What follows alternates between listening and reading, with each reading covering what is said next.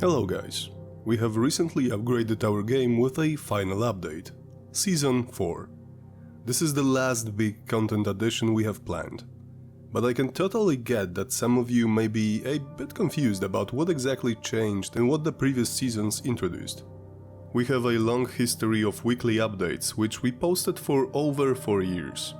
I have written a solid part of the 200 weekly reports that we published on Steam, so I might just say I'm proud as hell that we managed to make it so regularly, even despite some natural changes in the team which started to write them in October 2019.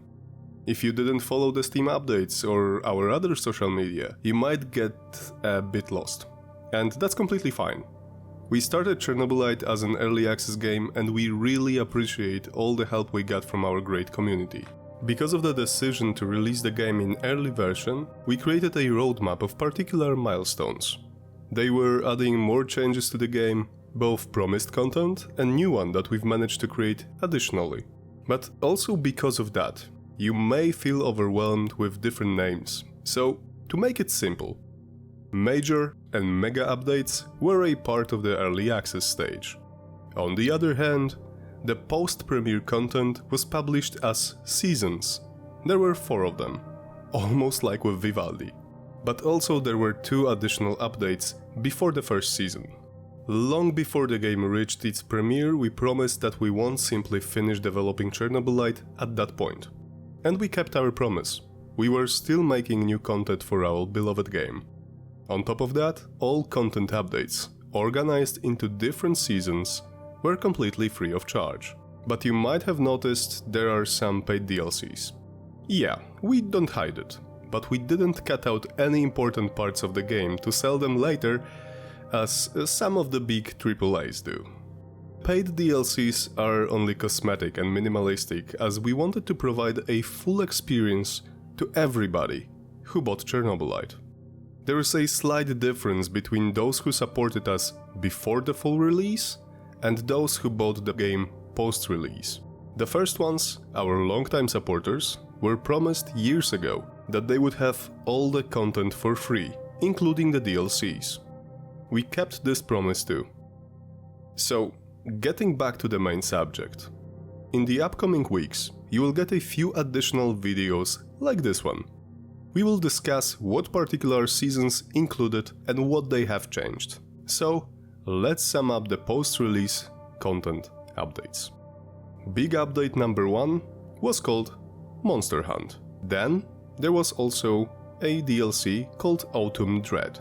The next update, the big one, was called a Ghost Town, and it came along 2 DLCs, Deadly Frost Pack and the DLC of the soundtrack.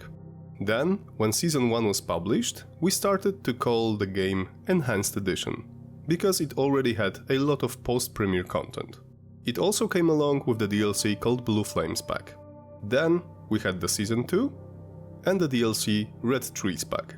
Then Season 3 and the DLC Zone Bard. And now, we had Enhanced Edition Season 4 and DLC Black Smoke Pack. So we get to the point which I wanted to make from the start. Since now you know how the updates were organized, I can explain what Enhanced Edition and Complete Edition are.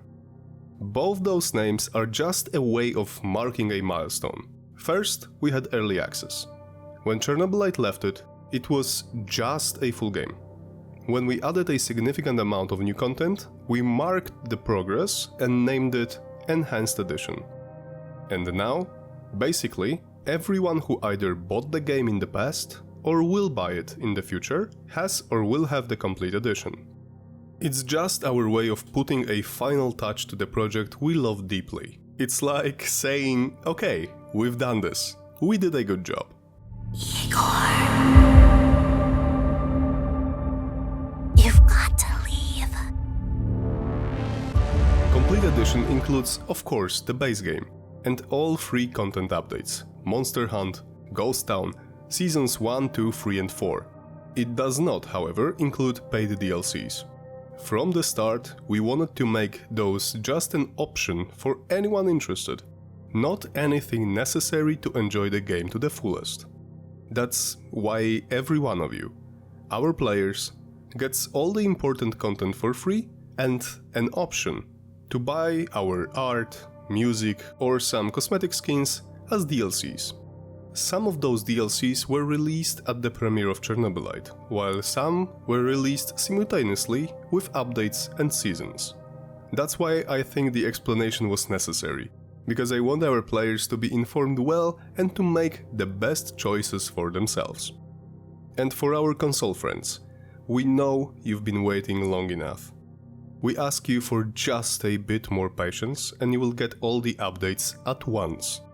We are just 2 steps away from publishing these, but we have to make sure everything works the best way possible. So now you know what's been going on. And that's it for today, guys. No stories about Chernobyl, but a bit of Chernobylite history.